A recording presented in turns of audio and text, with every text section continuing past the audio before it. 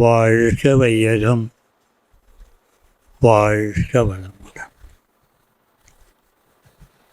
ஒரு 5 வருஷத்துக்கு முன்னாடி இங்கே காய்கல்பா விஞ்ஞான விளக்கம் கொடுத்தோம். 350க்கு மேலே அருள்நிதிகள் மட்டுமே வந்தாங்க. அங்கே என்ன இது பண்ணோன்னா, எலிஜிபிலிட்டி மாஸ்டர்ஸ் மட்டும்தான் அப்படின்னு சொன்னோம். இன்றைக்கி உடற்பயிற்சின்னு சொன்னோம், யார் வேணாலும் வரலாம் அப்படின்னு சொன்னோம். எத்தனை பேர் வந்திருக்காங்க?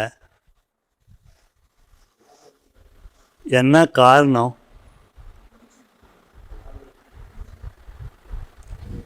இல்லையா? இப்போ உடற்பயிற்சி இது யார் கற்றுக் கொடுக்குறாங்க, எப்படி கற்றுக் கொடுக்குறாங்கன்னு நீங்கள் பார்த்தீங்கன்னா, ஒருத்தருக்கு இனிஷியேஷன் கொடுக்குறோம். ஒரு மாதம் தொடர்ந்து வருவார். இவர் நல்லா பண்ணுறாரு அப்படின்னு ஒருத்தர் ஜாயின் பண்ணால், நீ கற்றுக் கொடுத்துரு அப்படின்னு சொல்லுவோம். அதானே பண்ணுறோம். இப்போ அவர் சரியாக புரியலை அப்படின்னா உங்களுக்கு தப்பாக தான் கற்றுக் கொடுப்பாரு.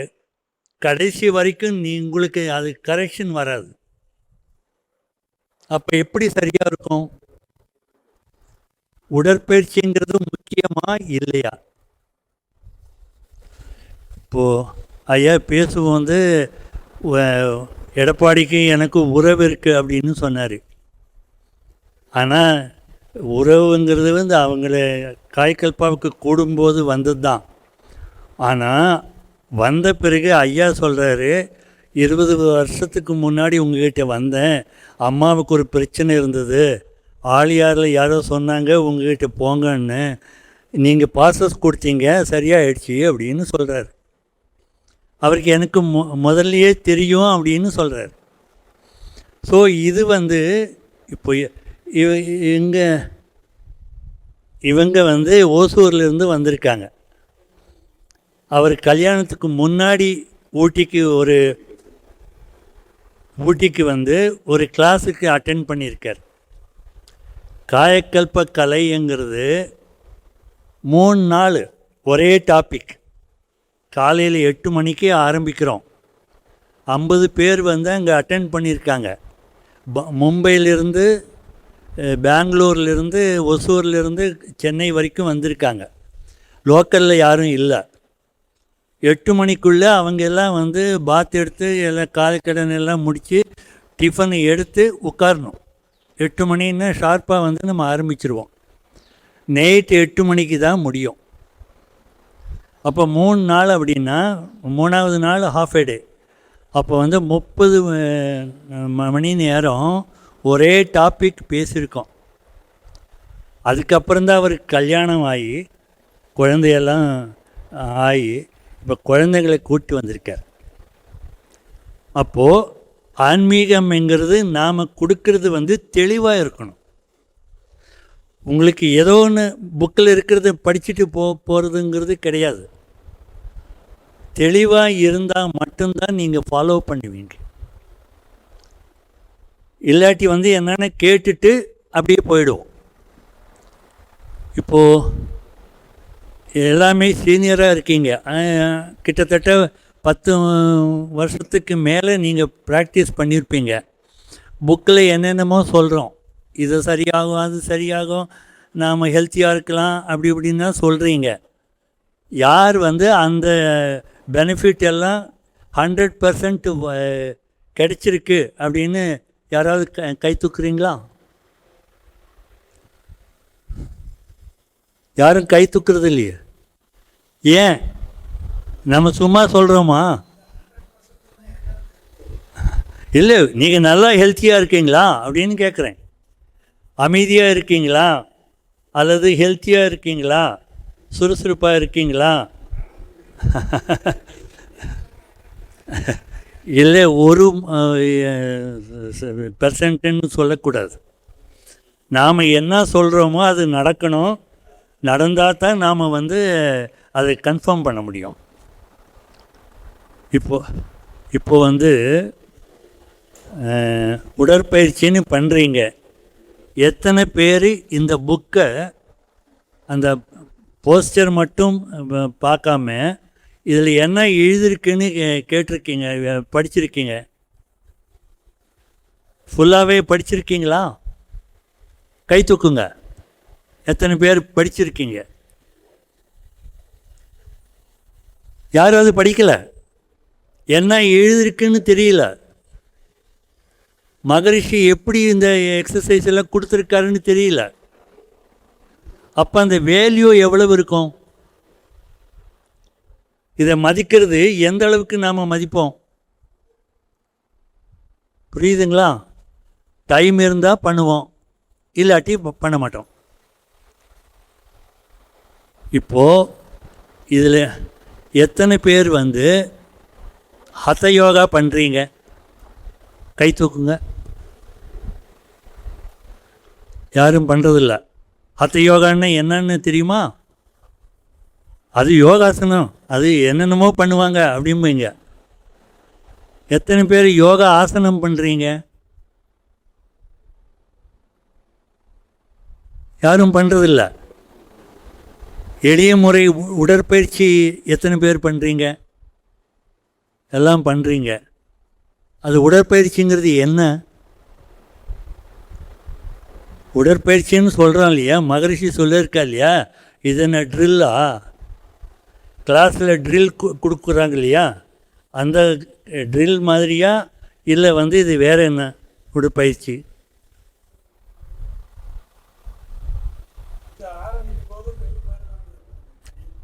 அப்படி அப்படி அப்படி தோணுது.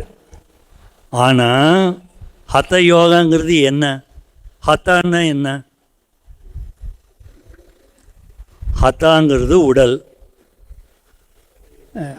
யோகாங்கிறது உடலோடு இணைஞ்சு நாம் பயிற்சி பண்ணணும். அது ஹத யோகா. யோகா அப்படி ஆசனம் அப்படிங்கிறது அதுக்கு ஒரு வார்த்தை இருக்குது, ஆதனம் அப்படின்னு. ஆதனம் அப்படின்னா இருப்பு, பொசிஷன், அந்த மாதிரி தான்.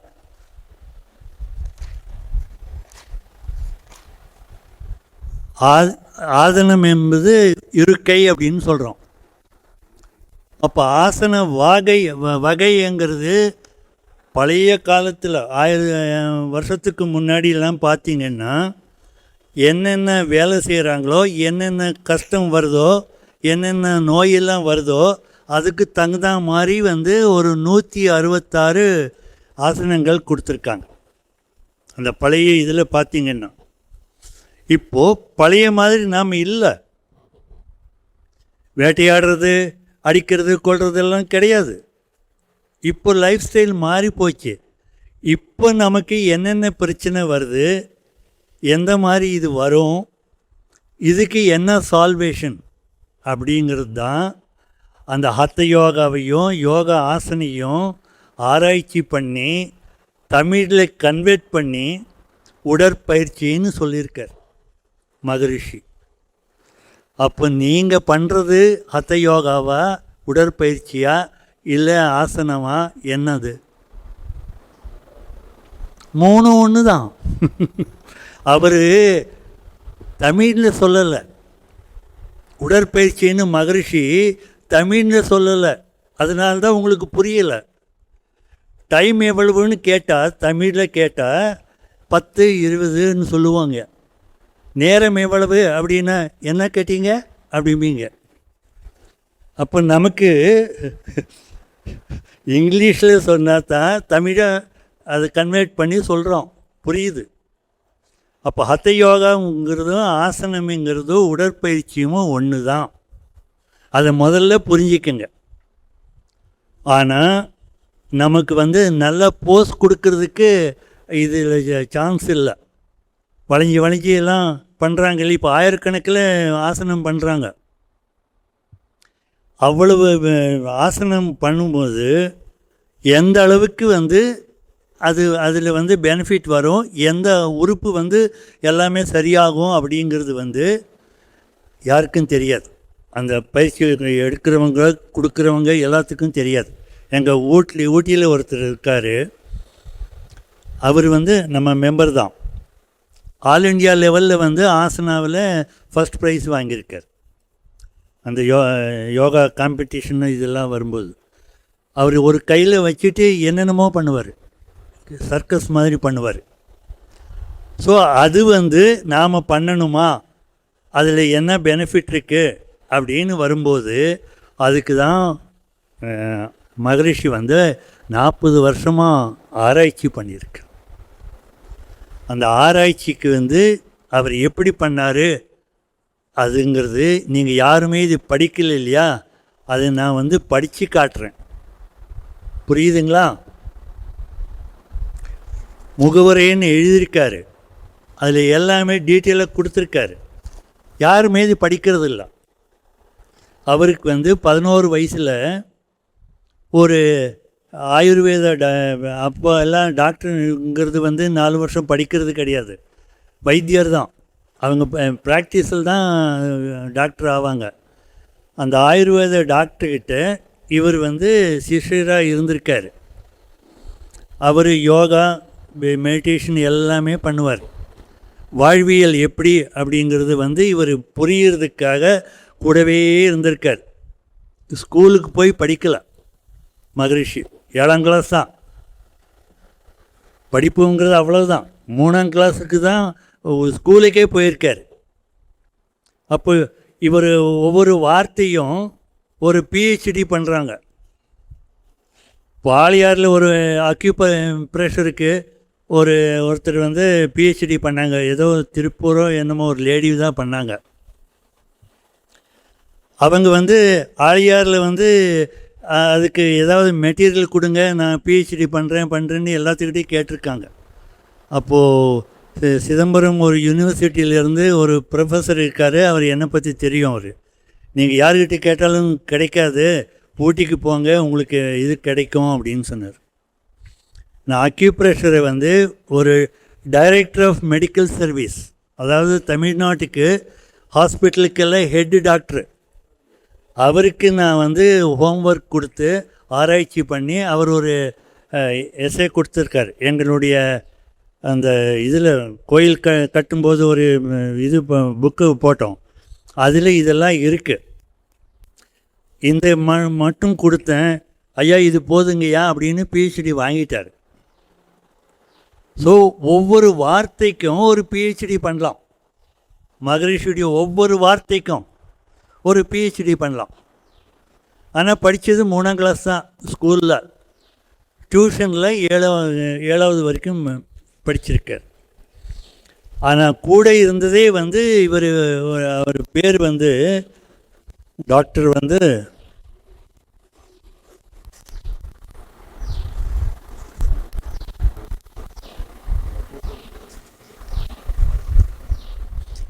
டாக்டர் கிருஷ்ணராவ் அப்படின்னு ஒரு பேர். அவர் யோகி தான். அவர் கூடவே இருந்து 40 வருஷம் இருந்து இது நமக்கு சமுதாயத்துக்கு ஏதாவது பண்ணணும், இந்த பிரச்சனை அந்த பிரச்சனைன்னு சொல்கிறாங்களே அப்படின்னு ஆராய்ச்சி பண்ணி எந்தெந்த எக்ஸசைஸ் என்ன பண்ணுது அப்படின்னு ஆராய்ச்சி பண்ணி நமக்கு என்ன தேவை அது எல்லாம் இது பண்ணி தான் இந்த புக்கை எழுதியிருக்க. புரியுதா உங்களுக்கு இதனுடைய வேல்யூ? ஆனால் நாம் என்ன பண்ணுறோம், பேராசிரியர் யாரும் அது துணை பேராசிரியர் யாருக்கும் எக்ஸசைஸ் கொடுக்குறதில்ல. ஒரு புது ஆள் வந்தாங்கன்னா ஒரு மாதம் எக்ஸசைஸ் பண்ணால் நீங்கள் டீச் பண்ணுங்க அப்படின்னு சொல்லிடுறோம். அப்போது எப்படி வந்து நம்ம வேல்யூ இது பண்ணி கரெக்டாக வந்து நம்ம பண்ண முடியும்? அதுக்காக தான் இந்த கிளாஸ் வச்சுருக்கேன். அந்த 350க்கு மேலே வந்தவங்க அதே மாதிரி இப்படி வந்தால் நம்ம கிளாஸ் வந்து கிளியராக இருக்காது, கூட்டமே வேண்டாம் அப்படின்னு தான் ராமகிருஷ்ணகிட்ட சொல்லியிருக்கேன். இந்த கூட்டம் கம்மியாகிறதுக்கு காரணமே அதுதான். இப்போ நம்ம டெமோ கொடுக்கறது கொள்வது நீங்கள் பண்ணுறது பார்க்குறது எல்லாமேக்கு கொஞ்சமாக இருந்தால் பெட்டர். கூட்டமாக இருந்தால் அசைய முடியாது. புரியுதுங்களா? இதுக்காக தான் நாங்கள் டிசைட் பண்ணோம். போன தடவை வந்து 350 பேருக்கு இருக்கும்போது இங்கே ஏர் கூலர்லாம் வச்சாங்க. நான் என்ன சொன்னேன்னா, ஏர் கூலரில் வேண்டாம், ஹெல்த்துக்கு நல்லது இல்லை, எனக்கு வேர்க்காது, தண்ணி குடிக்க மாட்டேன், டயர்டாகாது, வறட்சி வராது, இப்போ எப்படி இருக்கேனோ ஈவினிங் ரூம் வந்து அதே மாதிரி இருப்பேன் அப்படின்னு அந்த இதுவே கண்ட்ரோல் பண்ணி, அந்த டெம்பரேச்சரே கண்ட்ரோல் பண்ணி ஃபுல் டேயே நாம் ப்ரூவ் பண்ணியிருக்கோம். அந்த வீடியோவை நீங்கள் பார்த்தீங்கன்னா தெரியும். இயற்கையே வந்து நமக்கு தேவையோ அதோட ஒட்டி நாம் சேஞ்ச் பண்ண அளவுக்கு மகரிஷி கொடுத்துருக்கார். காய்கல்பாங்கிறது அதுதான் உச்சக்கட்டம்ங்கிறதும் ஜீவன் முக்தி அடையிறதுக்கான ஒரு ப்ராக்டிஸ் தான் அது. அப்போ ஒரு நாள் வருமா, ஒரு மாதத்தில் வருமா அப்படின்னா லைஃப் லாங் பண்ணணும். இப்போ 15 நாளில் பிரம்மஞானி கொடுக்குறோம். அதில் என்ன புரியுதுன்னா ஒன்லி இன்ஃபர்மேஷன், அவ்வளோதான். ப்ராக்டிஸ் பண்ணால் தான் உங்களுக்கு வரும். இப்போ என்னுடைய எக்ஸ்பீரியன்ஸ் வந்து 61 வருஷம், 61 இயர்ஸ். என்னுடைய ஏஜ் வந்து 77. என் சன்னு வந்து டாக்டராக இருக்கார். கோயம்புத்தூரில் போன மாதம் போயிருந்தேன். அவர் வந்து ஒரு மெஷின் வச்சுருக்காரு, வெயிட் மெஷின் மாதிரி. அதில் வந்து எல்லாம் ப்ரோட்டீன் இவ்வளவு, இது இவ்வளவுன்னு எல்லாம் காட்டும். என்னுடைய பயோ ஏஜ் வந்து 73 எக்ஸலண்ட் அப்படின்னு காட்டுது. அப்போது நம்ம காய்கல்பம் பண்ணால், உடற்பயிற்சி பண்ணால் இளமையை காத்துக்கலாம் அப்படின்னு நீங்கள் இளமை காத்து காட்டணும். அப்போ தான் வந்து அடுத்தவங்களுக்கு நம்பிக்கை வரும். அப்போ நம்பிக்கை வந்தால் அவங்க தானாமே வரும். இவர் வந்து 30 வருஷத்துக்கு முன்னாடி எங்கிட்ட ஜாயின் பண்ணார்.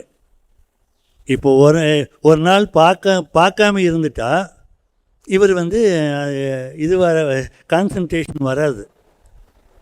பார்க்க முடியலையா, டயர்ட் ஆகிடுச்சா அப்படின்னு இது பண்ணுவார். எங்கே போனாலும் இவர் வருவார். எந்த கிளாஸ் இருந்தாலும் இவர் வந்துடுவார். ஏன்னா அந்த அளவுக்கு அட்டாச்மெண்ட் இருக்குது. அது ஏதாவது ஒரு இன்ஃபர்மேஷன் புதுசாக வரும் அப்படின்னு வருவார். அவருடைய வயசு என்னை விட சின்ன பையன்தான், 80 தான். 80 தான் வயசு அவருக்கு. இப்போ டெமோ கொடுக்குறது யார் தெரியுங்களா? எக்ஸசைஸ் எல்லாம் பண்ணுறோம் இல்லைங்களா? வழக்கமாக என்ன பண்ணுவீங்க? இந்த மாதிரி சின்ன பசங்களை வச்சு தான் நீங்கள் பண்ணுவீங்க. ஏன்? எப்படி இப்படி வளையன்னா வளைச்சிக்குவாங்க.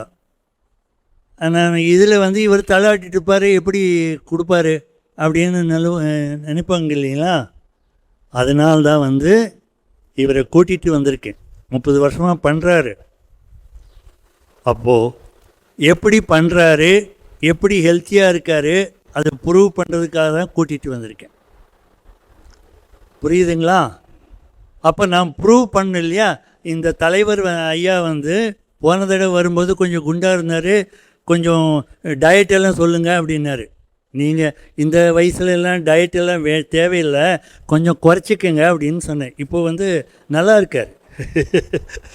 வெயிட் எந்த அளவுக்கு குறைஞ்சிருக்குன்னு தெரியல, ஆனால் ஹெல்த்தியாக இருக்கார். அப்போ இருந்த விட ஹெல்த்தியாக இருக்கார் இப்போது. இந்த மாதிரி நாம் வந்து அது ப்ராக்டிஸ் பண்ணி நீங்கள் ப்ரூவ் பண்ணால் தான் அடுத்தவங்க தானாக வரும். இல்லாட்டி நாம் தான் ஏட் பண்ணிவிட்டு எல்லாத்தையும் வாங்க வாங்க வாங்கன்னு சொல்லிவிட்டு கூட்டிகிட்டு வரணும். நான் இது வரைக்கும் 60 வருஷத்துக்கும் ஒருத்தரை கூட நான் வந்து வாங்க நல்லது அப்படின்னு சொன்னதே கிடையாது. வந்தால் கற்றுக் கொடுப்போம். அதனுடைய வேல்யூ தெரிஞ்சால் தான் அது அவங்க ப்ராக்டிஸ் பண்ண முடியும். அதுக்காக யாரையுமே நான் கூப்பிட மாட்டேன். வந்தாக்க ஃப்ரீயாக வந்து எந்த அளவுக்கு இது பண்ண முடியுமோ அந்த அளவுக்கு பயிற்சி கொடுப்பேன்.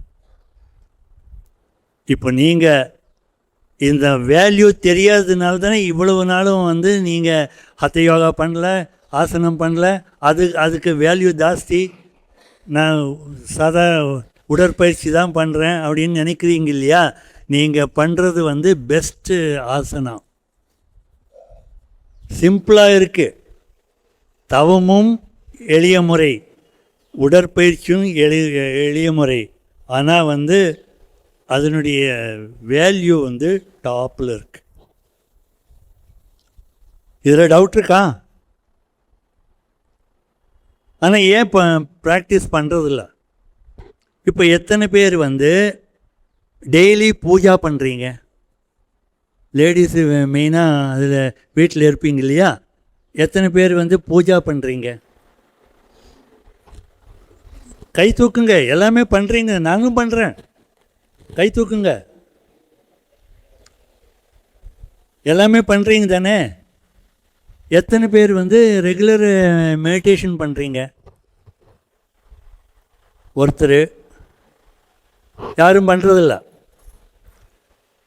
ஏன் பண்ணல? தெளிவு கிடைக்கல. என்ன பண்ணுறோங்கிறது தெளிவு கிடைக்கல. இப்போ பூஜாங்கிறது வந்து என்னன்னா ஆன்மீகம்தான்.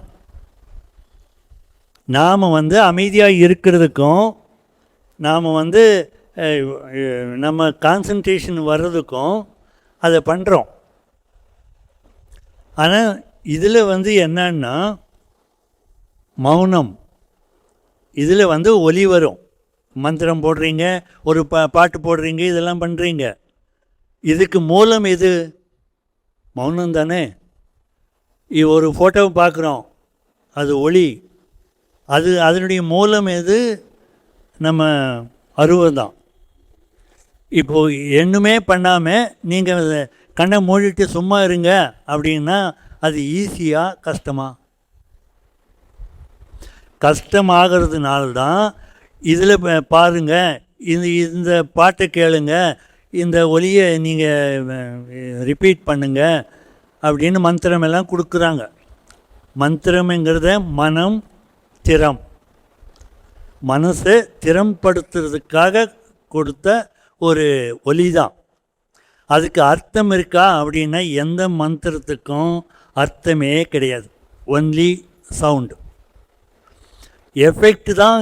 அது ஒவ்வொன்றுக்கும் ஒன்று இருக்குது. ஆனால் மந்திரத்துக்கு அர்த்தம் இருக்கா அப்படின்னா அர்த்தமே கிடையாது. அப்போ இதெல்லாம் நீங்கள் கஷ்டப்பட்டு அதை ரொட்டீனாக நீங்கள் பண்ணுறீங்க. ஆனால் மெடிடேஷனுங்கிறது எதுவுமே இல்லாமல் பண்ணுறது, இது உயர்ந்ததா? பூஜா உயர்ந்ததா? மெடிடேஷன் தான். அப்புறம் நீங்கள் பூஜா ரூம்லேயே உட்காந்துட்டு கண்ணை மூடிட்டு 10 நிமிஷம் நீங்கள் பூஜா பண்ணுறீங்க அப்படின்னா கண்ணை மூடிட்டு நீங்கள் மெடிடேஷன் பண்ணால் உயர்ந்த எஃபெக்ட் வரும் தானே. ஏன் பண்ணுறதில்ல? புரிதல் இல்லை. இது வேறு அது வேறேன்னு நினைக்கிறோம். வாரத்துக்கு ஒரு நாள் தான் மெடிடேஷனுக்கு போகிறேன், மாதத்துக்கு ஒருக்கா தான் மெடிடேஷனுக்கு போகிறேன் அப்படின்னு சொல்கிறோம். ஆனால் டெய்லி பூஜா பண்ணுறோம். அப்போ பூஜா அதுக்கு டைம் ஒதுக்குறீங்க தானே. அந்த இடத்துலையே நீங்கள் உட்காந்து சிம்பிளாக வந்து கண்ணை மூடிட்டு நீங்கள் மெடிடேஷன் பண்ணால் அது ஹை பூஜா. புரியுதுங்களா? இப்போ இதுக்காவது நீங்கள் ரெகுலராக பண்ணுவீங்களா? அந்த மந்திரத்தை நிறுத்திட்டு மெடிடேஷன் பண்ணுங்கள், அவ்வளோதான். இது கஷ்டமாக சிம்பிளாக? டைமும் வேஸ்ட் ஆகாது. ஆனால் நமக்கு புரியலை, அதனால் மெடிடேஷன் பண்ணுறதில்ல அப்படின்னு சொல்கிறோம். இதில் டவுட் இருக்கா? இப்போ ஒவ்வொன்றுக்கும் வந்து நாம் எதுக்கு பண்ணுறோம் என்னங்கிறதெல்லாம் சொல்லுவோம். அதுக்கு முன்னாடி ஒரு டிமோ கொடுக்குறாரு இல்லைங்களா? இவர் ஊட்டியுடைய ட்ரஸ்டி. அவர் வந்து சின்ன பணக்காரர் தான். ஆனால் வந்து அந்த இது பார்க்கும்போது ஒன்றுமே தெரியாது, சிம்பிளாக தான் இருப்பார். இப்போ அவர் வந்து ரெகுலராக வந்து உடற்பயிற்சி பண்ணியிருக்காரு. இப்போ டெமோ அவர் கொடுக்க போகிறாரு. அதுக்கு முன்னாடி ஒரு 10 நிமிஷம் அவர் எக்ஸ்பீரியன்ஸை சொல்லட்டும், அதுக்கப்புறம் நாம் ப்ராக்டிஸ் கொடுக்கலாம். சரிங்களா? இது இன்ட்ரோடக்ஷனே நிறைய கொடுக்க வேண்டியிருக்கு. உங்களுக்கு தெளிவு கிடைக்கணும், அவ்வளோதான். வாழ்க வளமுடன்.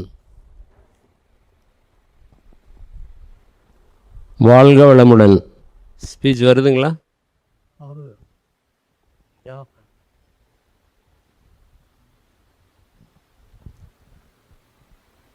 அனைவருக்கும் வணக்கம். நாங்கள் நேற்று ஒரு 3 மணிக்கு ஊட்டியில் புறப்பட்டேங்க.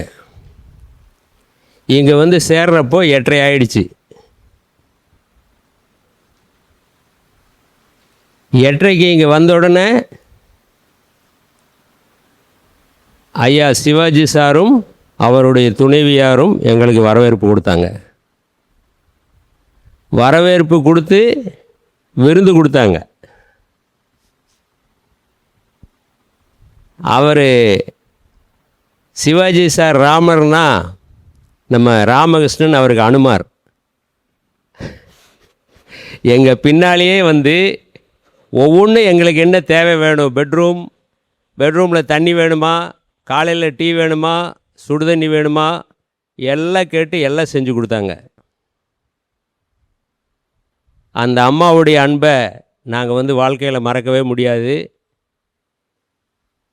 மதியம் நாங்கள் இங்கே சாப்பிட்டுக்கிறோன்னு சொன்னோம். இங்கே உங்களுக்கு என்ன சாப்பாடு கொடுக்குறாங்களோ அது நாங்கள் சாப்பிட்டுக்கிறோன்னோம்.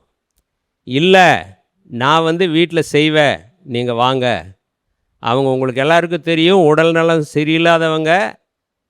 ஆனால் அந்த மாதிரி ஒரு அன்பை நம்ம பார்க்க முடியாது. அதே டைமில் இவங்க ஊட்டிக்கு வந்தாங்கன்னு வைங்க, இவங்க உபசரித்த மாதிரி நாங்கள் உபசரிக்க முடியாது. அந்த அளவு அவங்க கவனிச்சிட்டாங்க. அவங்களுக்கு முதல்ல நன்றியை தெரிவிச்சுக்கிறோம்.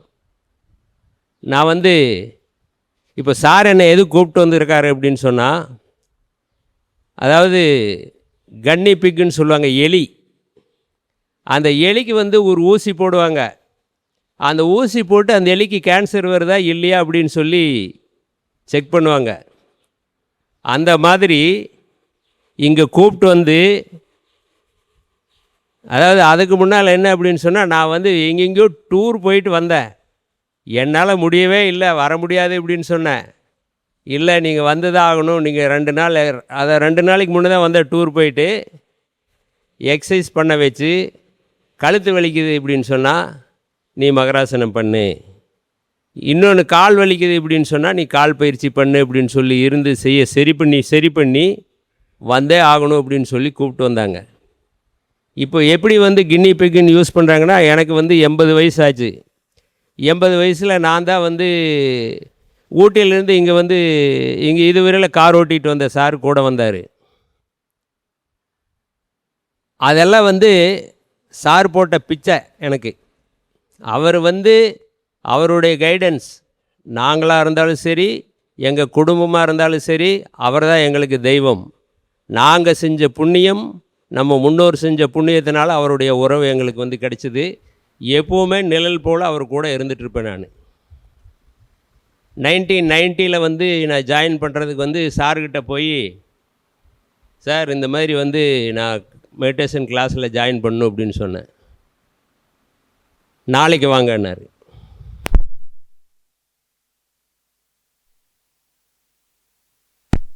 இப்படியே 6 நாள் நடக்க வச்சார். 7ஆவது நாள் எதுக்கு வந்திருக்கீங்க அப்படின்னு கேட்டதுக்கு, இந்த மாதிரி மெடிடேஷன் கிளாஸில் ஜாயின் பண்ணுறதுக்கு வந்திருக்கேன்.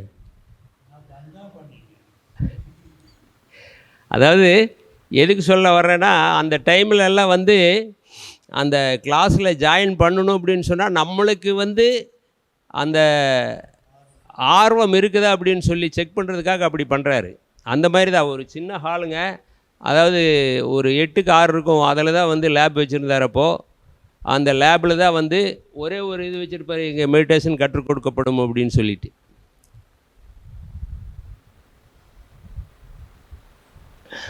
அந்த லேபில் நான் அதை பார்த்துட்டு போனோம் அப்படின்னு சொன்னால் இந்த மாதிரி பண்ணுவார். ஆக்கினை கொடுத்தா துரியம் கொடுக்கறதுக்கு இப்போ மாதிரி 5 நாள் 10 நாளில் கொடுக்க மாட்டார், ரொம்ப நாள் பண்ணுவார். தொட்டு பார்த்து ஆக்கினை சரியாக வருதா அப்படின்னு சொல்லி அதுக்கப்புறம் தான் துரியம் கொடுப்பார். அதுக்கப்புறம் வந்து துரியம் வருதான்னு பார்த்துட்டு தான் துரியாதீதம் கொடுப்பாரு. இப்போ மாதிரி வந்து ஒரு 15 நாளில் ஆக்கினை துரியம் துரியாதீதம் அந்த மாதிரி சமாச்சாரமெல்லாம் கிடையாது. அந்த 8க்கு 6 ஹாலில் 10 பேர் தான் உட்கார முடியும் அந்த லேபில். அந்த லேபில் வந்து சாயந்தரம் 6 to 7 கிளாஸ் நடக்கும். 6 மணி நாம் போகணும். 6 மணிக்கு கேட்டை க்ளோஸ் பண்ணிடுவார். 6:01க்கு போனால் நம்ம வெளியே தான் நிற்கணும். பஞ்சுவாலிட்டி இப்படின்னு சொன்னால் சார் மாதிரி வந்து யாருமே ஃபாலோ பண்ண முடியாது. அதே மாதிரி தான் நீ அதை சாப்பிடாதே இதை சாப்பிடாதே இதை சாப்பிடாதேம்பார். நம்மளால் முடியாதுங்க கண்டிப்பாக அவரை மாதிரி இருக்கிறதுக்கு. அவர் வந்து வேதாத்திரி மகரிஷி என்ன சொல்லியிருக்காரோ அந்த வழியில் பூராமே நடந்து 100க்கு 100 நடந்து அதையே வந்து அந்த வாழ்க்கையின் அந்த ஒரு இதாக கொண்டு வந்து அதே இவர் வந்து மதியம் அதாவது லஞ்சு சாப்பிட்டு ரொம்ப வருஷம் ஆச்சுங்க. காலையில் சாப்பிடுவார், நைட் சாப்பிடுவார். அந்த மாதிரி வந்து இருந்தவர். நான் வந்து போய் ஜாயின் பண்ணுறேன் அப்படின்னு சொன்னோன்னே 11 ரூபா கொடுங்க அப்படின்னாரு. அப்போ வந்து 1990 ஃபீஸ் வந்து மெடிடேஷன் பழகிறதுக்கு 11 ரூபா. என்ன இவர் எங்கே போனாலும் 500 ரூபா கேட்குறாங்க, 1000 ரூபா கேட்குறாங்க, இல்லைன்னா 10,000 ரூபா 5000 ரூபா கேட்குறாங்க. இவர் 11 ரூபா கேட்குறாரு அப்படின்னு சொல்லிது. அப்போவே வந்து நம்மளுக்கு ஒரு பிடிப்பு வந்துருச்சு. இவங்க காசுக்காக வந்து இது செய்கிறதில்லன்னு இதுலேயே தெரியுது அப்படின்னு சொல்லி அதிலிருந்து ஜாயின் பண்ணி இன்றைக்கி வரையில் வந்து அவர் கூடவே இருந்து அப்போ வந்து அவருக்கும் எனக்கும் வந்து நான் யாருன்னு அவருக்கு தெரியாது, அவர் யாருன்னு எனக்கு தெரியாது. அதுக்கப்புறம் வந்து அந்த உறவு நீடித்து இன்றைக்கி வரையில் வந்து நாம் வந்து உறவாக இருந்துக்கிட்டு இருக்கோம், அன்பாக இருந்துக்கிட்டு இருக்கோம், எல்லாத்துக்கும் கூடவே இருந்துக்கிட்டு இருக்கோம். இப்போது நான் வந்து அங்கேருந்து ட்ரைவ் பண்ணிட்டு வந்தேன் 300 கிலோமீட்ரு 350 கிலோமீட்ரு அப்படின்னு சொன்னால் நினச்சி பாருங்கள் முடியுமான்னு நிறைய பேர் கேட்குறாங்க. நீங்கள் ஊட்டியிலேருந்து மேட்டுப்பாளையம் நீங்களே வண்டி ஓட்டிகிட்டு வர்றீங்களா அப்படின்னு சொல்லிட்டு. நான் தான் வண்டி விட்டுட்டு வரேன். காரணம் ரெகுலராக வந்து எக்ஸசைஸ் மெடிடேஷன் உண்டுங்க. நானும் என் மிஸ்ஸஸ் 2 பேர். அதாவது என் மிஸ்ஸஸ் வந்து ஊட்டியில் டிப்ளமா வாங்கினதில் வயசானவங்களை அவங்க தான் ஏஜ் ஜாஸ்தி இருக்கிறவங்க. டிப்ளமா படித்ததில் ஏஜ் ஜாஸ்தி இருக்கிறவங்க அவங்க தான். அவங்களும் நானும் ரெகுலராக காலையில் வந்து எக்ஸசைஸ் பண்ணிட்டு தான் வேறு வேலை பார்ப்போம்.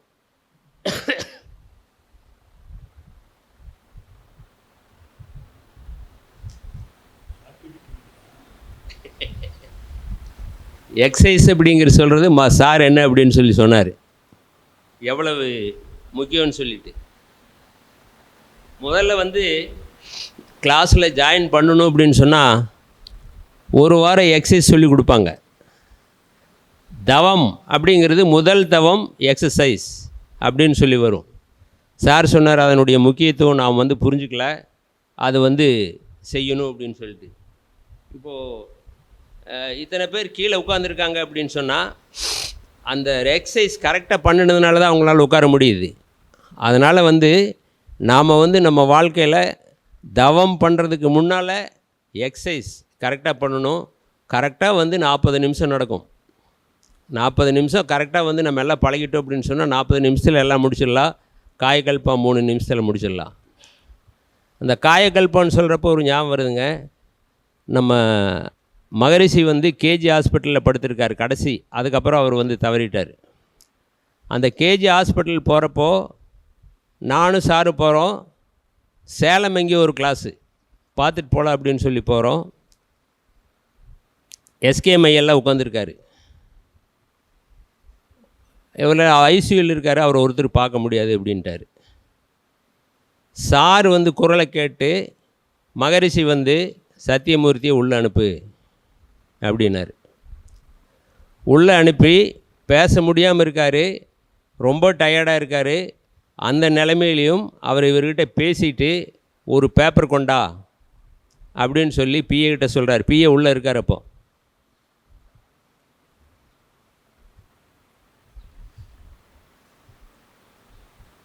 உலக சமுதாய சேவா சங்கம்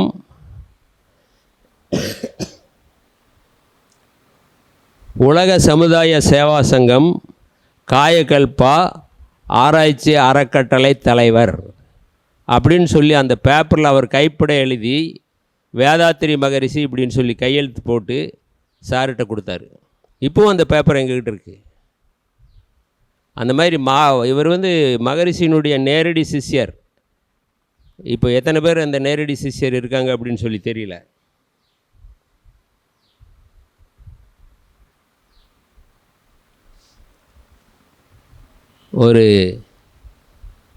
நான் வந்து கோயம்புத்தூர் அரவிந்த் ஹாஸ்பிட்டலில் கண் செக்கப் பண்ணிகிட்ருக்கேங்க. 2 மாதத்துக்கு முன்னே அங்கே போனேன். அங்கே போய்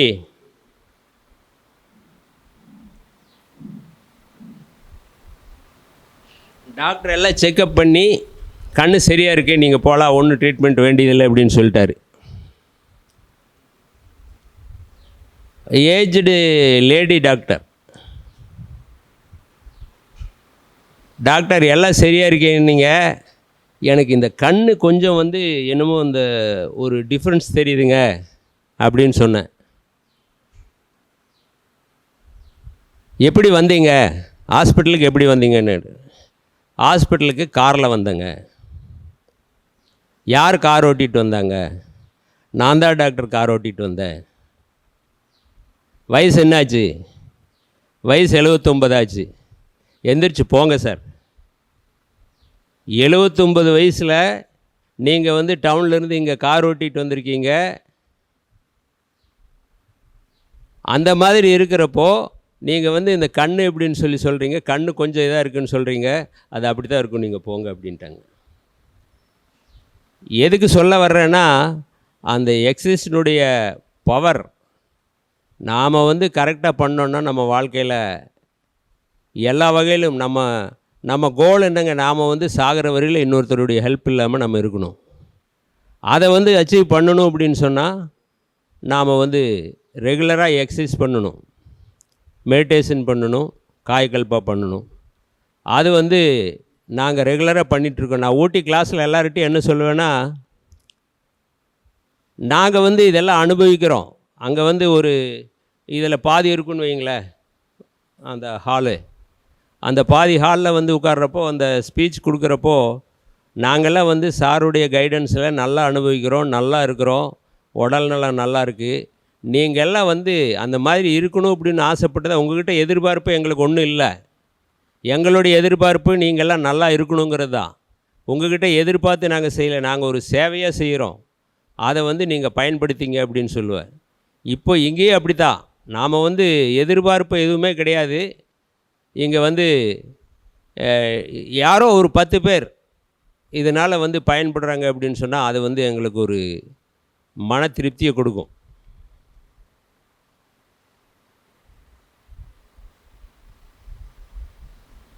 சார் அடிக்கடி என்ன சொல்லுவார்னா,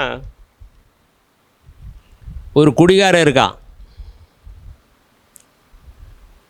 அந்த குடிகாரன் வந்து 7 மணிக்கு குடிக்கணும். உங்களுக்கு எத்தனை பேருக்கு தெரியும்னு தெரியல. அந்த 7 மணி குடிக்கலன்னா அவனுக்கு கை இப்படி இப்படி இப்படி ஆடும்.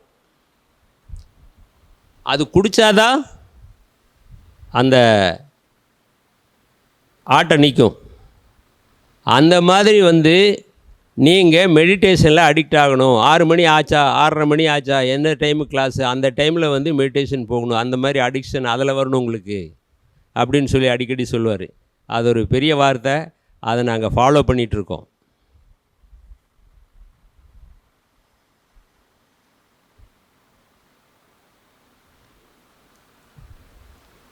இப்போ வந்து மெடிடேஷன் மட்டும் இல்லைங்க. சாருக்கு வந்து என்ன ஒரு ப்ளஸ் பாயிண்ட்டுன்னு சொன்னால், மனவளக்கலை அவர் வந்து இந்த லேபு வச்சுருக்காரு, பிளட்டு பரிசோதனை பண்ணுறது. அதில் வந்து அவருக்கு ரொம்ப அனுபவம் ஜாஸ்தி. டாக்டருக்கு வந்து அட்வைஸ் பண்ணுவார். அந்த டாக்டர் ராமன் சொல்லிட்டு ஹெட் ஆஃப் தி டிபார்ட்மெண்ட்டு, அவர் வந்து இவர் சொல்கிறபடி தான் கேட்பார். அவருக்கு ப்ரெஷர்னு சொன்னால் இவர்கிட்ட எந்த மருந்து வருது வாங்குறதுன்னு கேட்பார். அந்த மாதிரி வந்து அனுபவம் ஜாஸ்தி. அந்த 2 இருக்கிறதுனால மற்ற எல்லா பேராசிரியரை விட இவருக்கு வந்து அந்த மனவளக்கலை சொல்கிறப்போ அதை இணைச்சு சொல்கிறாரு.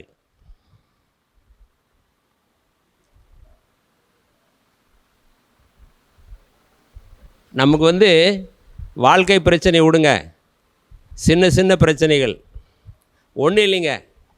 இந்த நகம் வந்து இந்த இடத்துலலாம் கருப்பு கருப்பாக இருக்கும், இது என்ன சார் பண்ணுறது அப்படின்னு இவர்கிட்ட போய் கேட்பேன். அதுக்கு வந்து டெய்லி வாரத்தில் ஒரு தடவை நகம் வெட்டு, வாரத்தில் 2 தடவை நகம் வெட்டும்பார். அதை செஞ்சதுக்கப்புறம் நம்ம கை வந்து நல்லா இருக்குது. நம்மளுக்கு காலில் வெடிப்பு, எங்கள் அப்பாவுக்கெல்லாம் வந்து காலில் வெடிப்பு வந்து ரத்தம் ஓடும். அதே மாதிரி வந்து எனக்கு காலில் வெடிப்பு வரும். டிசம்பர் ஆச்சுன்னா காலில் ரத்தம் வரும். அதுக்கு என்ன பண்ணுறது அப்படின்னு சொல்லி கேட்டு ஐயா கிட்ட ட்ரீட்மெண்ட் எடுத்து அந்த கால் வந்து இன்றைக்கி வந்து வெடிப்பில்லை, கால் சுத்தமாக இருக்குது. அதாவது எதுக்கு சொல்கிறேன்னா, சாரு கூட இருக்கிறப்போ இந்த சின்ன சின்ன விஷயங்கள் கூட எங்களுக்கு வந்து கிளியர் ஆகிடுது. அதேமாரி சார் கொடுக்குற ட்ரீட்மெண்ட் வந்து இந்த குழந்தைகள ரெக்கார்டு வச்சுருக்காருங்க. அதாவது அப்போலோ ஹாஸ்பிட்டலில் முடியாதுன்னு சொன்ன ஒரு கேஸை, இதை சார் சொன்னார்ல, இந்த புக்கு ஊட்டி மலர், அறிவுத்திருக்கோயில் மலர், அந்த மலரில் அது வந்து போட்டிருக்காரு. அந்த புக்கு இருந்தால் எடுத்து பாருங்கள். அப்போலோ ஹாஸ்பிட்டல் மெட்ராஸில் வந்து முடியாதுங்கிற கேஸை இவர் ஹேண்டில் பண்ணி அதை வந்து சரி பண்ணிட்டாரு அப்படிங்கிறதுக்கு ப்ரூஃப் வேணும் இல்லைங்களா? மறுபடியும் அவங்கள வந்து அப்போலோ ஹாஸ்பிட்டலில் அனுப்பிச்சு, இது வந்து மிரக்கல், இது எப்படி நடந்ததுன்னு எங்களுக்கு தெரியல, இதை நாங்கள் அக்செப்ட் பண்ணிக்கிறோன்னு சொல்லி அவங்ககிட்ட அக்செப்டன்ஸ் வாங்கி வச்சுருக்காரு. மலரில் இருக்குது, நீங்கள் பாருங்கள், எடுத்து பாருங்கள். அதே மாதிரி நிறைய சொல்லிகிட்டே போலங்க. எனக்கு என்னுடைய குடும்ப வாழ்க்கையில் நடந்தது ஒன்று சொல்கிற கேளுங்க. என் பையன் வந்து கல்யாணம் ஆகி 2 வருஷம் குழந்தை இல்லை. என்ன பண்ணுறதுன்னு தெரியல. டாக்டர்கிட்ட தான் காட்டிகிட்டு இருந்தேன், சார்கிட்ட காட்டல. அப்புறம் கடைசியில் முடியாமல் சார்கிட்ட கூட்டு போனேன். அவர் வந்து என்ன பண்ணாருன்னா, ஒரே ஒரு ஸ்கேன் எடுத்துகிட்டு வர சொன்னார். ஸ்கேன் எடுத்துகிட்டு வந்ததும் ஒரு ட்ரீட்மெண்ட் சொல்கிறேன், அது ரெகுலராக பண்ண சொல்லி ஒரு 3 மாதத்தில் குழந்தை ஆயிரும்னு சொன்னார். என்ன ட்ரீட்மெண்ட் தெரியுங்களா? ஒரு பெரிய பேசின், அந்த பேசினில் பச்சை தண்ணி ஊற்றிக்கணும்.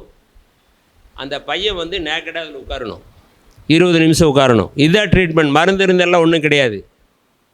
நீங்கள் இப்போ நம்புவீங்களா? 3 மாதம்னார். ஒரே மாதத்தில் என் பையனுக்கு வந்து குழந்தையாச்சு. அதே மாதிரி வந்து பஹ்ரைன் அப்படிங்கிற அந்த கண்ட்ரியிலேருந்து ஒரு பெரியவர் வந்து அவர் பையனுக்கு கல்யாணம் ஆகலை அப்படின்னு சொல்லி அனுப்பிச்சி விட்டார். நானும் லேபில் நானும் உட்காந்துருக்கோம். வந்தாங்க ஊட்டிக்கு. அந்த பொண்ணையும் அந்த பையனையும் வச்சு என்ன பண்ணாருன்னா, டெஸ்ட் பண்ணார். அவங்களுக்கு யாருக்காவது 2 பேருக்கு ப்ராப்ளம் இருக்கான்னு சொல்லிவிட்டு. அதான் நான் சொல்கிறேன்னா, இந்த மனவளக்கலையும் இதுவும் 2 ஜாயின் ஆகிடுது இவர்கிட்ட. அவங்க 2 பேருக்கும் எந்த பிரச்சனையும் இல்லை. அப்போ என்ன சொன்னார் சார்ன்னு சொல்லிட்டா, லைஃப் ஸ்டைல் சேஞ்ச். மருந்தெல்லாம் ஒன்றும் கொடுக்கல. நீங்கள் 2 பேரும் நல்லா இருக்கீங்க. நீங்கள் வந்து லைஃப் ஸ்டைல் சேஞ்ச் அப்படின்னு சொன்னால் என்ன அப்படின்னு சொன்னால், அவங்க ராத்திரி 12 மணி வரல வேலை பண்ணுறாங்க, அவங்க 1 மணி வரல வேலை பண்ணுறாங்க, அவங்க வந்து சேர்றதே மாதத்துக்கு ஒரு தடவை, அந்த மாதிரி தான் இருக்கிறாங்க அப்படின்னு சொல்லியிருக்காங்க. அவங்க வந்து எப்போ சேரணும், என்ன பண்ணணும், மென்சஸ் ஆனதுக்கப்புறம் எத்தனை நாள் சேரணும், எப்படி இருக்கணும் அப்படின்னு சொல்லி ஒரு அதாவது இன்ஸ்ட்ரக்ஷன் கொடுத்ததுக்கப்புறம் அவங்களுக்கு வந்து குழந்தையாகி கோயம்புத்தூரில் தான் குழந்தை பிறந்துச்சுங்க. இதெல்லாம் வந்து நம்ம பக்கத்தில் இருந்து பார்க்குறோம். ஐயா கூட வந்து இவ்வளோ வந்து ஒட்டுதலாக இருக்கிறதுக்கு காரணம் நம்ம வந்து சுயநலம்தான். நாங்கள் நல்லா இருக்கணும் அப்படின்னு சொன்னால் ஐயாவுடைய தயவு வேணும். எங்கள் குடும்பம் நல்லா இருக்கணும் அப்படின்னு சொன்னால் ஐயாவுடைய தயவு வேணும். அந்த மாதிரி வந்து அவரோட நிழலாக நான் இருக்கிறது காரணம் நம்முடைய நாங்களும் பெனிஃபிட் அடையிறோம் அதனால் அப்படிங்கிறது தான்.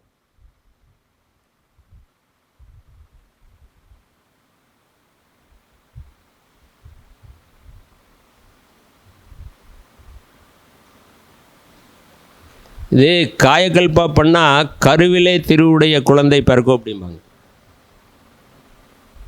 அது வந்து ஸ்பெசிமன் நான் வச்சுருக்கேங்க.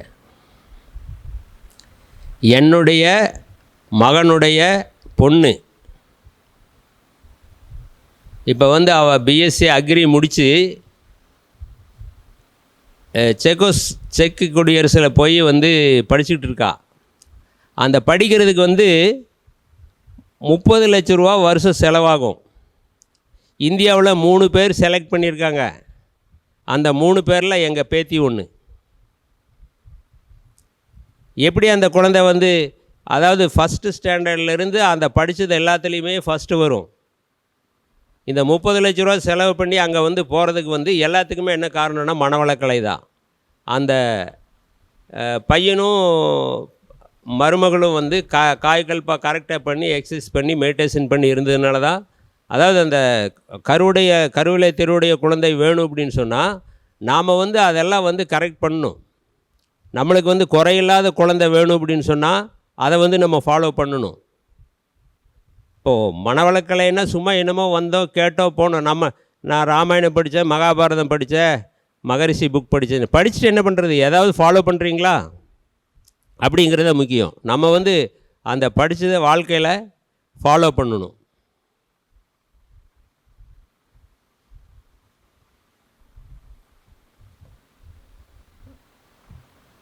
ஆலியாரில் ஆசிரியர் பயிற்சி முடித்தோம். முடித்ததுக்கப்புறம் மகரிஷி மேடையில் உட்காந்துட்டு, சரிப்பா எல்லாம் முடித்தாச்சு, எனக்கு குரு காணிக்கை வேணும் அப்படின்னாரு. எத்தனை பேர் அதை வந்து தெரிஞ்சிருக்கீங்கன்னு தெரியல. ஓ, இதுவும் வந்து குரு காணிக்கை தானா, காசுக்கு தானா அப்படின்னு சொல்லி நாங்கள் நினச்சோம். அவர் வந்து குரு காணிக்கை என்ன கேட்டாருன்னா, நீ குடிச்சின்னா அந்த பழக்கத்தை எனக்கு கொடுத்துரு, நீ வந்து சிகரெட்டு குடிச்சின்னா அந்த பழக்கத்தை உனக்கு கொடுத்துரு, நீ வந்து எந்த கெட்ட பழக்கம் இருக்கோ அதை எனக்கு கொடுத்துரு, இதுதான் எனக்கு குரு காணிக்கைன்னாரு. இந்த மாதிரி யார் வந்து சொல்லுவாங்க? அந்த மாதிரி உயர்ந்த ஒரு இடத்துல நாம் இருக்கோம். இப்போ சார் வந்து நான் கன்னிப்பிக்குன்னு சொன்னேன், என்னை வந்து பயன்படுத்தி எக்ஸசைஸ் பண்ண சொல்கிறார். நான் எங்கே சார் வர்றேன், சின்ன பசங்களை யாராவது கூட்டு போய் எக்ஸசைஸ் கொடுக்க சொல்லுங்கள், நான் வேணால் கூட வர்றேன்னு சொன்னால் அவருக்கு ஒரு பெருமை. 80 வயசில் இந்த பையனை நான் எப்படி வச்சுருக்க பாரு அப்படின்னு சொல்லி காட்டுறதுக்காக என்னை கூப்பிட்டு வந்திருக்காரு. அவருடைய ஆசை நிறைவேறும் என்று நம்பி என்னுடைய உரையை நிறைவு செய்கிறேன். வாழ்க வளமுடன்.